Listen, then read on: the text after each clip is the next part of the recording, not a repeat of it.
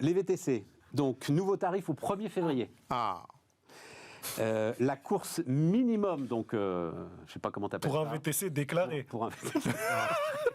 Comment tu appelles ça, la charge, enfin, la course minimum, ouais, voilà. c'est ça. Tu ne peux pas payer moins de 9 euros, 7,65 € plus rémunération de la plateforme, contre 7,30 € course minimum pour un taxi. Tout ça pour ça, voilà. Ça y est. Non, moi j'ai un grand regret, c'est qu'à la base, le secteur du VTC devait complètement se différencier du marché des taxis par le prix, par la qualité, par le service. Ça a été amorcé comme ça. Et puis au fur et à mesure, on a un secteur qui est en train de singer celui du taxi. Et aujourd'hui, cette symbolique du prix de la course qui n'est pas ceux des taxis, ce pourquoi d'ailleurs, c'était l'argument de base. Le VTC s'était créé pour être moins cher que le taxi, pour pouvoir toucher une clientèle qui ne prenait pas le taxi à l'époque.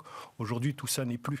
Donc, on va voir. Oui, mais en même temps, les taxis sont vachement montés en gamme. Enfin, les choses ont changé quand même. Oui, elles ont changé, mais si tu veux, le secteur du VTC, je le vois dans les demandes, il réclame un numerus clausus comme les taxis. Je ne sais pas si tu as vu ça, mais au lieu de se distinguer et de créer une valeur ajoutée, et de se distinguer face à ce qu'ils considèrent comme leurs concurrents, ils ont bien raison.